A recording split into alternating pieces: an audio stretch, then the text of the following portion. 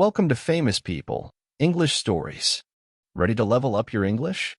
Here we learn through stories slow, clear, and fun. Listen, relax, and enjoy the journey. Imagine this, a millionaire laughs and says, "If you play that piano, I'll marry you." It sounds like a joke, right? But what happens when the janitor's daughter, not the wealthy woman, sits down and starts to play? This unusual sentence isn't just a story, it's a treasure chest of English learning. Today, we're going to unlock it, word by word, idea by idea, and explore why it captures so much imagination. Now, let's break down the sentence itself. It goes, "If you play that piano, I'll marry you," laughed the female millionaire, but the janitor's daughter did. First, notice how dramatic it is. There's humor, power, surprise, and even romance packed into just a few words. Sentences like this are what make English so exciting to learn, because they tell a story while teaching us how grammar, vocabulary, and imagination connect. Let's start with the word millionaire. A millionaire is someone whose wealth equals or exceeds 1 million units of currency, usually dollars. But here, the important detail isn't just the money, it's the contrast. A female millionaire suggests glamour, privilege, and authority. On the other side, we have the janitor's daughter. A janitor is someone who cleans and takes care of a building. So, the janitor's daughter represents humility, working-class roots, and maybe even invisibility in the eyes of the wealthy. This contrast between millionaire and janitor's daughter is what creates tension in the story. Then, notice the structure of the challenge. "If you play that piano, I'll marry you." This is a conditional sentence, specifically, the first conditional. It's about the future. If this happens, then that will happen. English learners must pay attention here, because conditionals are the heart of expressing possibility and consequences. Finally, we come to the twist, but the janitor's daughter did. This is where the story flips. The one expected to play, the rich, laughing millionaire, doesn't. Instead, the girl from the background, someone no one thought about, surprises everyone. This is irony, and it's one of the most powerful tools in storytelling. In this video, we're going to explore this sentence as if it were a short story. We'll learn new words, grammar patterns, and cultural ideas hidden inside. By the end, you won't just understand the English, you'll feel the drama and imagination behind it. Part 1: Storytelling Expansion. Picture the scene, a grand, golden room with tall windows and chandeliers sparkling like stars. The millionaire, dressed in an elegant silk gown, laughs almost carelessly as she points to the piano. "If you play that piano, I'll marry you," she says, expecting no one to take her seriously. Her words are half a joke, half a display of power, because often, the wealthy use humor to show that they are in control. But here is where the story shifts. In the back of the room stands the janitor's daughter, quiet, unnoticed, almost invisible. She hears the challenge, and something stirs inside her.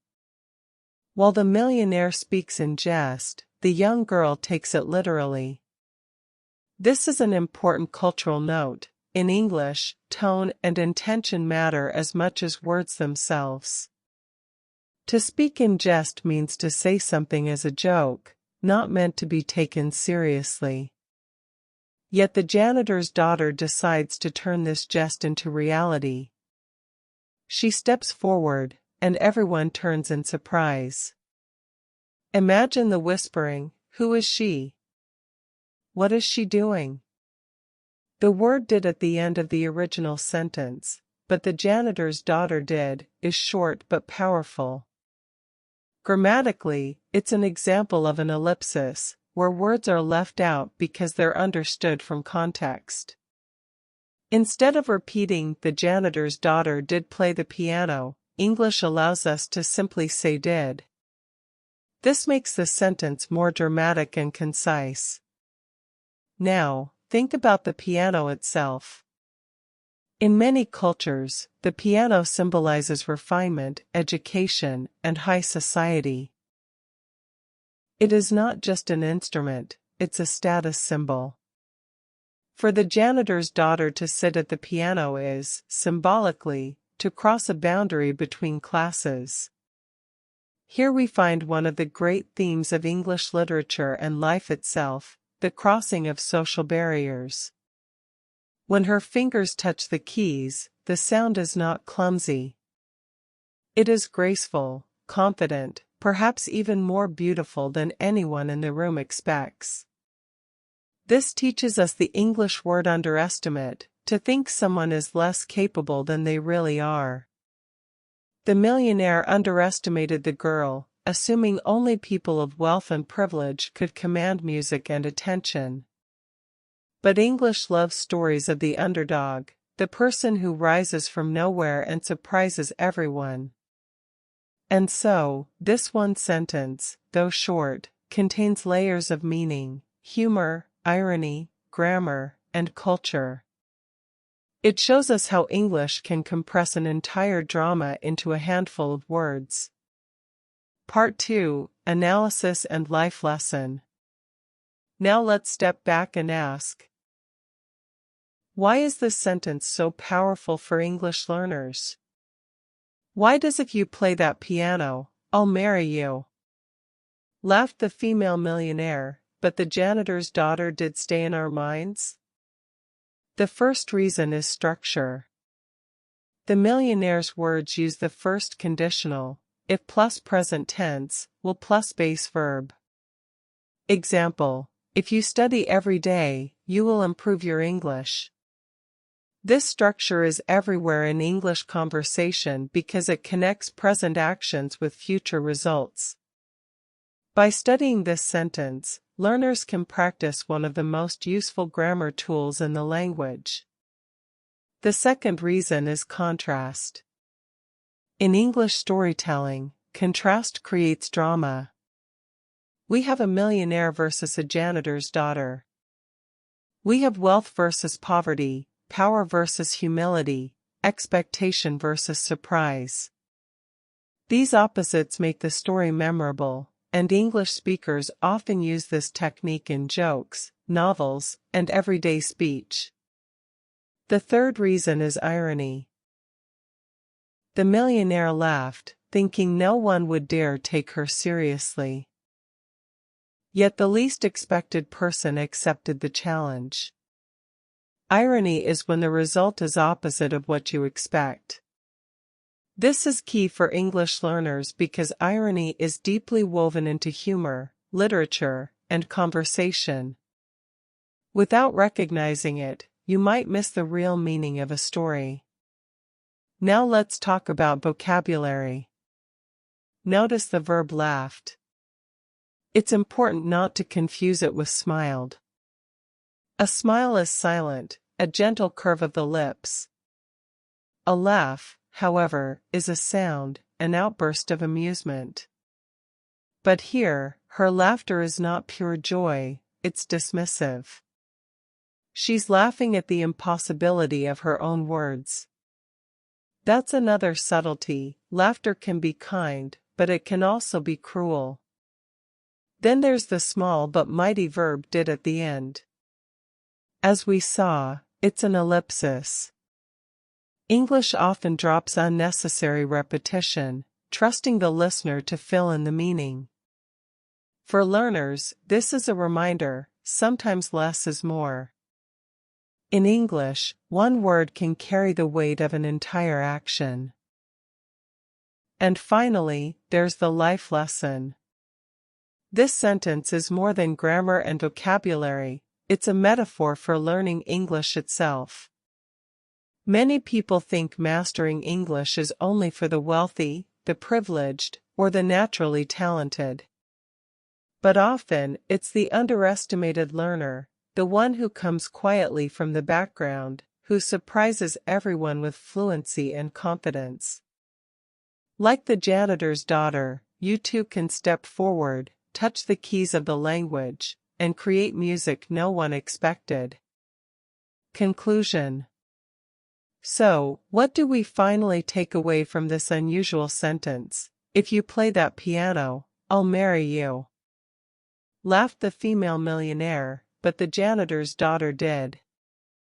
At first glance, it looks like a playful line from a novel or a movie. But when we look deeper, it becomes a miniature lesson in grammar, storytelling, culture, and life itself. It shows us how a single conditional sentence can create suspense. If you do this, then I will do that. It shows us how irony can twist expectations. The one who was supposed to play didn't, and the one no one expected, did. And it shows us how English, with just a few words, can paint entire pictures in the mind, rooms, characters, laughter, surprise, and music. But more importantly, it tells us something personal about learning English. Maybe you've been underestimated, too. Maybe people thought you couldn't master grammar, pronunciation, or confidence. Maybe even you doubted yourself. But just like the janitor's daughter, you can surprise everyone. The secret is not wealth, not privilege, it's courage, practice, and the willingness to try. Think about the piano as a symbol.